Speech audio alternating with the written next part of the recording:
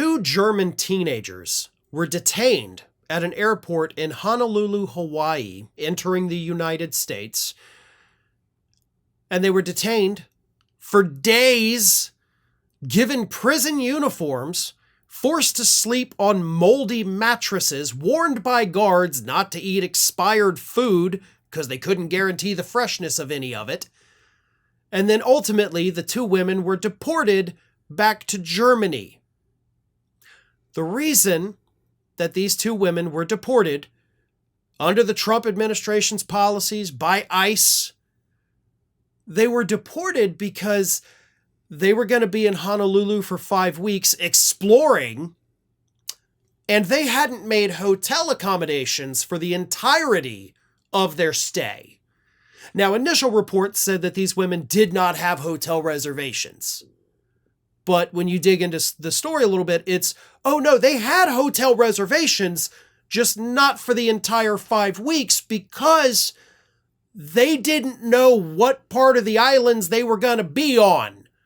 And they were just going to make reservations as they traveled across Hawaii. These two young women, again, teenagers, they had just graduated from high school, so they went on a little bit of a world tour. They had gone to Thailand. They had gone to, where else? New Zealand. Then they made their way over to Hawaii. And that, of course, is when Donald Trump's policies said, no, it's super suspicious that you don't have 5 weeks of hotel reservations booked in advance, because that's how long they were going to be there, 5 weeks.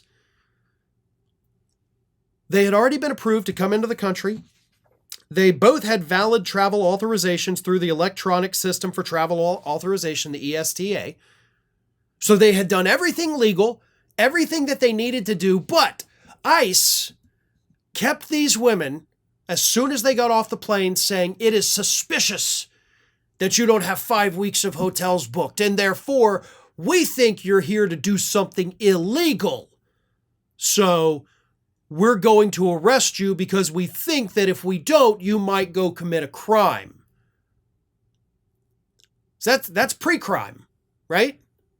I mean, that's Minority Report stuff. We're now arresting people and deporting them, giving them the punishment before the crime. And again, there was no guarantee there was going to be a crime. In fact, we can guarantee that these women were not going to commit crimes. They graduated high school, and before they went to university, they decided, you know what, we have the means to do it. Let's travel the world. After they left Hawaii, they were supposed to go to California. They had travel plans.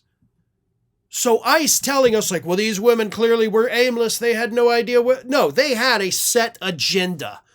Where they were going, how long they were going to be there. They had the authorization to do it.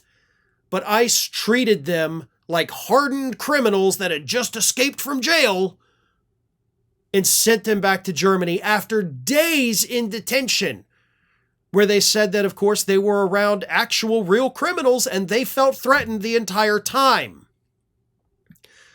As I talked about last week, analysis from Goldman Sachs shows that the United States is going to lose tens of billions, if not over $100 billion, due to the loss of foreign tourism just this year. Like, this is already happening. We've already seen tens of billions of dollars gone, and we will continue to see that throughout the year. Except at this point, I think those numbers are undercounting. Because stories like this are not going to make more people across the globe say, you know what, I want to go to the United States. It's literally going to do the opposite. People are going to see stories like this. And even though they have not committed crimes, they're not coming here to commit crimes, they have the money to come here, they're going to say, we're not going to do it. We're not even going to take the risk. And for the record, no, these are not the first two individuals that ICE has wrongfully detained and sent back to their country for being tourists. This is actually becoming a trend in the United States right now. So I wouldn't blame anyone outside of our borders for not wanting to come into this country. It's not worth the risk at this point. And yes, our country will suffer from that. We're going to be suffering from the tariffs. We're going to be suffering from the mass deportations, taking away all of this labor that businesses love to exploit. We're going to be suffering from the loss of tourism. We're suffering from the losses of jobs of the people who are getting laid off with the federal government. There's just literally nothing but suffering at this point. And it's all because of Donald Trump's policies. 100% of this bullcrap is all because of Donald Trump's policies. And an honorable mention definitely has to go to the Republicans in the House and Senate, who may talk a big game about, oh, we don't like it, yet they are all being complicit with what is happening.